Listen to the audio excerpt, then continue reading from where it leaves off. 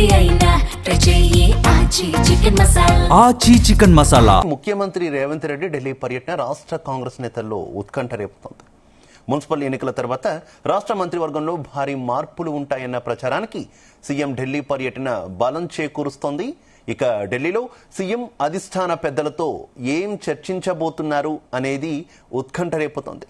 ఈ పర్యటనతో రాష్ట్రంలో జరగబోయే పరిణామాలేంటి అన్న చర్చ కాంగ్రెస్ కేడర్లో జోరుగా సాగుతోంది. మున్సిపల్ ఎన్నికల ఫలితాలపై నేతల్లో గుబులు మొదలైంది.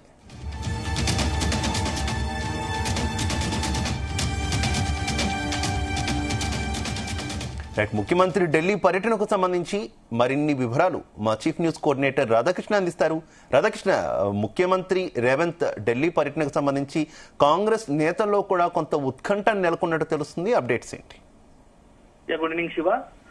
సీఎం రేవంత్ రెడ్డి నిన్న ఢిల్లీ పర్యటనకు బయలుదేరారు. సో నిన్న మధ్యాహ్నం ఢిల్లీ పర్యటనకు వెళ్లారు. ఒకవైపు రాష్ట్రంలో మున్సిపల్ ఎన్నికలు జరుగుతున్న క్రమంలోనే మధ్యాహ్నము ఢిల్లీకి వెళ్లారు. ఢిల్లీలో ఆ రాష్ట్ర సంబంధించి అనేక ఇష్యూస్ ఉన్నాయి. ప్రస్తుతం రాష్ట్రంలో నెలకొన్న తాజా రాజకీయ పరిణామాలపై కాంగ్రెస్ అధిష్ట పెద్దలకు వాళ్ళతో చర్చించే అవకాశం ఉంది. సో నిన్న ఏదైతే కాంగ్రెస్ సంబంధించి ఏఐసిసి అధ్యక్షుడు మల్లికార్జున ఖర్గేతో భేటీ అయ్యారు. సో మల్లికార్జున ఖర్గేతో సమావేశంలో అనేకమైన అంశాలు పార్టీకి సంబంధించి కాంగ్రెస్ పార్టీకి సంబంధించి తీసుకోవాల్సిన నిర్ణయాలపై సీఎం రేవంత్ రెడ్డి ఖర్గేతో చర్చించినట్టుగా తెలుస్తోంది. సో కొంత కాంగ్రెస్ పార్టీని సంస్థాగతంగా మరింత బలోపేతం చేయాలని చెప్పేసి రేవంత్ రెడ్డి భావిస్తున్నట్టుగా తెలుస్తోంది. సో అట్లా దాంట్లో భాగంగా కొన్ని నిర్ణయాలు తీసుకోవాల్సి ఉంటుంది. ఎందుకంటే గత ఏడాది డిసెంబర్ లో జరిగినటువంటి సర్పంచ్ ఎన్నికల్లో కాంగ్రెస్ పార్టీ మంచి విజయం సాధించింది. సో ఇప్పుడు మున్సిపల్ ఎన్నికల్లో కూడా అదే స్థాయిలో కాంగ్రెస్ పార్టీ సంతృప్తికర ఫలితాలు రాబోతున్నాయని చెప్తూనే మరోవైపు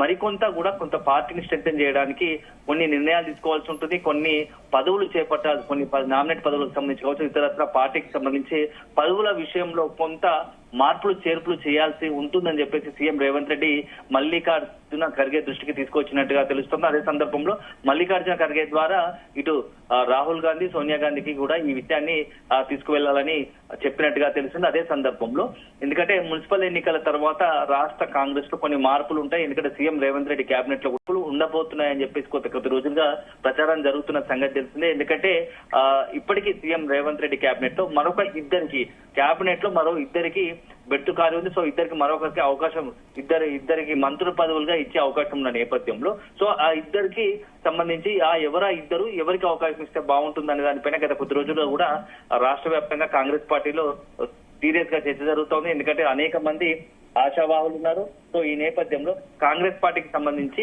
ఎవరికి అవకాశం ఇస్తే బాగుంటుంది అనేది ఒక చర్చ మొత్తంగా కూడా ఇప్పుడు కాంగ్రెస్ పార్టీలో జరుగుతున్న పరిస్థితి. ఎందుకంటే సో ఇప్పటికేంటంటే ఆల్రెడీ సంబంధించి మొత్తం 18 మంది సీఎం రేవంత్ రెడ్డితో కలుపుకొని కేబినెట్ లో 18 మంది ఉండాల్సిందిగా 16 మందికి పరిమితమైనారు. సో మరొక ఇద్దరికి కొత్తగా అవకాశం కల్పించాలి. సో ఆ ఇద్దరికి అవకాశం కల్పించడంతో పాటు ఒక 3 నుంచి 4 మంత్రులకు సంబంధించి ఆ మంత్రివర్గంలో మార్పులు చేర్పులు చేయాల్సి అవకాశం ఉంది అని చెప్పేసి పెద్ద ఎత్తున వితిన్ ద కాంగ్రెస్ పార్టీలోనే అనేక సందర్భాల్లో చర్చ జరిగిన సంగతి తెలిసిందే.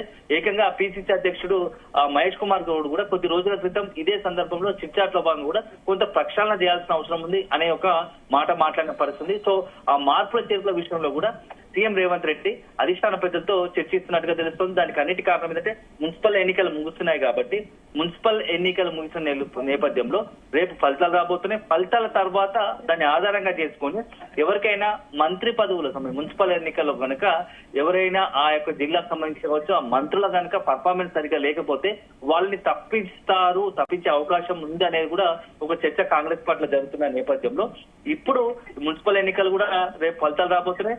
మున్సిపల్ ఎన్నికల ఫలితాల తర్వాత ఎలా ఉండబోతా ఉంది. సో మంత్రివర్గంలో మార్పులు, అదేవిధంగా పార్టీలో మార్పులు చేర్పులు ఏదైనా ఉండబోతున్నాయా, దాని గురించి సీఎం రేవంత్ రెడ్డి అధిష్టాన పెద్దలను కలిశారు అనేది కూడా కాంగ్రెస్ పార్టీలో జరుగుతున్న చర్చ. దీంతో మరొకటి చాలా ఆసక్తికర అంశం. ఎందుకంటే అజారుద్దీన్ గత జూబ్లీహిల్స్ ఉప ఎన్నిక సమయంలో రాష్ట్ర మంత్రివర్గంలోకి తీసుకున్నారు. సో ప్రస్తుతం అతనికి ఎలాంటి ఎమ్మెల్సీగా కానీ ఇటు శాసనసభ నుంచి కానీ అదేవిధంగా మండలి నుంచి కూడా సభ్యుడిగా లేని నేపథ్యంలో సో 6 నెలల గడువు లోపే అతను ఏదైనా ఒకటి శాసనసభ ద్వారా కానీ లేకుంటే శాసన మండలి ద్వారా కానీ సభ్యుడిగా ఎన్నికై ఉండాలి. కానీ ప్రస్తుతానికి గడువు మూస్తా ఉంది. సో దగ్గర పడుతోంది. ఈ నేపథ్యంలో అజారుద్దీన్ మంత్రివర్గంలో కొనసాగే అవకాశాలు ఏ మేరకు ఉంటాయి? సో ఒకవేళ మంత్రివర్గంలో అజారుద్దీన్ కొనసాగాలంటే ఖచ్చితంగా అతన్ని మండలికి కానీ మండలికి పంపించాల్సి ఉంటుంది, ఎమ్మెల్సీగా చేయాల్సి ఉంటుంది. సో ఎమ్మెల్సీగా చేయాలంటే ఏం చేయాలి? ప్రస్తుతం అధిష్టానం ముందు, అదేవిధంగా కాంగ్రెస్ పార్టీ సీఎం రేవంత్ రెడ్డి ముందు ఉన్న అవకాశాలు ఏంటివి? సో ఒక రకంగా లేదంటే ఇటీవల కాలంలో చర్చ జరుగుతుంది, ఎవరైనా ఒక ఎమ్మెల్సీ, ప్రస్తుతం కాంగ్రెస్ పార్టీకి సంబంధించిన ఒక ఎమ్మెల్సీతో రాజీనామా చేయించి గవర్నర్ కోటాల ద్వారా ఇతర నామినేట్ ద్వారా కానీ ఎమ్మెల్సీగా ఎన్నిక చేస్తే బాగుంటుంది అనేది సీఎం రేవంత్ రెడ్డి ఆలోచన ఉన్నట్టుగా తెలుస్తోంది. ఇదే విషయాన్ని అధిష్టానం దృష్టికి తీసుకెళ్లి వాళ్ళతో ఆమోద ముద్ర వేసుకోవాలన్న ఒక ఆలోచనలో ఉన్నట్టుగా తెలుస్తోంది. ఎందుకంటే అజరుద్దీన్ సంబంధించి మైనార్టీ వర్గం నుంచి మంత్రివర్గంలో తీసుకున్నారు కాబట్టి, అందులో హైదరాబాద్ నుంచి కాబట్టి, సో భవిష్యత్తులో జిహెచ్ఎంసీ ఎన్నికలు రాబోతున్నాయి. ఎందుకంటే ఇటీవలే అన్ని ఎన్నికలు ముగిశాయి, జిహెచ్ఎంసీ పెండింగ్ ఉన్నాయి. జిహెచ్ఎంసీ సంబంధించి ఇప్పటికే జంబోగా ఉన్న జిహెచ్ఎంసీని 3గా విభజించారు. సో డివైడ్ చేసిన నేపథ్యంలో సో రానున్న ఎన్నికలు చాలా కీలకం కాబట్టి హైదరాబాద్ లో పార్టీని మరింత గ్రిప్ సాధించాలంటే ఖచ్చితంగా అజారుద్దీన్ తో పాటు అజారుద్దీన్ మంత్రివర్గం కొనసాగిస్తూనే పెద్ద ఎత్తున మైనార్టీల మద్దతు కూడగట్టాల్సిన అవసరం ఉంటుంది. కాబట్టి దీన్ని చాలా సీరియస్ గా చర్చిస్తున్నట్టుగా తెలుస్తోంది. ఈ అంశాన్ని రేవంత్ రెడ్డి అధిష్టానం వద్ద చర్చించి ఫైనల్ గా ఒక నిర్ణయం తీసుకునే అవకాశం కనబడుతోంది. సో అల్టిమేట్ గా ఇప్పుడున్న పరిస్థితుల్లో సీఎం రేవంత్ రెడ్డి పర్యటన తర్వాత నెక్స్ట్ మున్సిపల్ ఫలితాలు రేపు వస్తాయి కాబట్టి వచ్చిన తర్వాత ఖచ్చితంగా మంత్రివర్గంతో పాటుగా మంత్రివర్గంలో మార్పులు చేర్పులు కూడికలు తీసివేయాలి, అంటే కొంతమంది తీసుకోవడము లేకుంటే కొంతమందిని పంపించడము ఇవన్నీ జరిగే అవకాశాలు ఉన్నాయి. ఈ నేపథ్యంలో మొత్తంగా సీఎం రేవంత్ రెడ్డి ఢిల్లీ పర్యటన మాత్రం చాలా ఆసక్తికరంగా మారిందని చెప్పవచ్చు. ఒకవేళ తీసివేతలు ఉంటే ఎవరిని తీసే అవకాశం ఉంది అని అనుకోవచ్చు రాధాకృష్ణ? అసలు తీసే డేర్ చేస్తారా? కొంత కాంగ్రెస్ పార్టీ రాష్ట్రంలో ఏకనాయకత్వం మీద ఉన్నప్పటికీ, ఏకతాటి మీద ఉన్నప్పటికీ కూడా కొంత లోపల ఉండేటటువంటి ఉద్రిక్తతలు అలాగే అందరి మధ్య ఉన్నటువంటి విభేదాలు అలానే కంటిన్యూ అవుతున్నాయి కదా.